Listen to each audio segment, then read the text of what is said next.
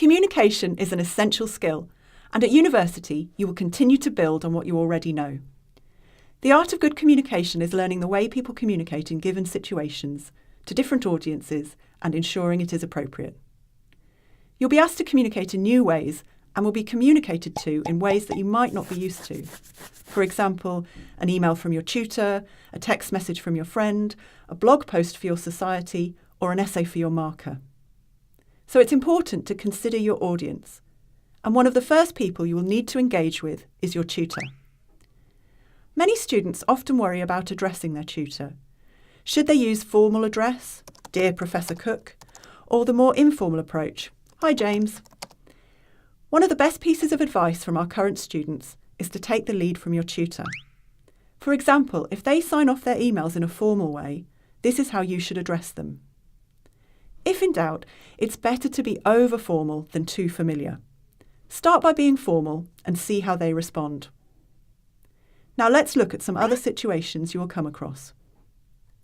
Talking in a group, small or large, may be a daunting aspect, but this isn't about being judged for saying the right or the wrong thing. It's about exploring your subject and sharing ideas with each other. Learning, like communication, is a two-way process. So in seminars, you'll be expected not only to listen to what others are saying, but be able to contribute to discussions. And you can do this in a number of ways.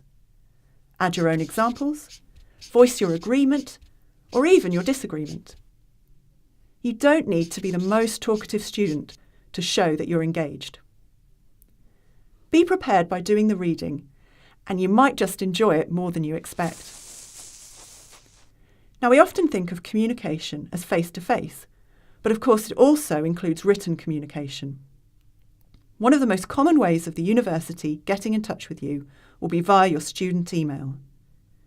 Start getting into the habit of checking your emails daily. You might miss something important like a room change or a cancelled lecture. And think carefully about both the audience and the purpose if you need to respond. Finally, and of course most importantly, your ability to communicate is assessed at university. You might be asked to communicate your understanding in written form, through an essay or report, or in verbal form through a presentation.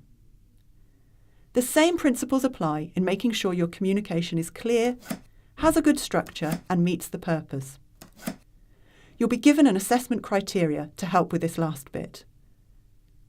So remember these points. You will need to listen actively as well as communicate in both verbal and written form. Be prepared to receive messages from various people across the university. Take the lead from them on how to respond appropriately. And learn from others around you and take on board any feedback you're offered in whatever form it comes. It's there to ensure you understand how to communicate as well as you can, whatever the situation.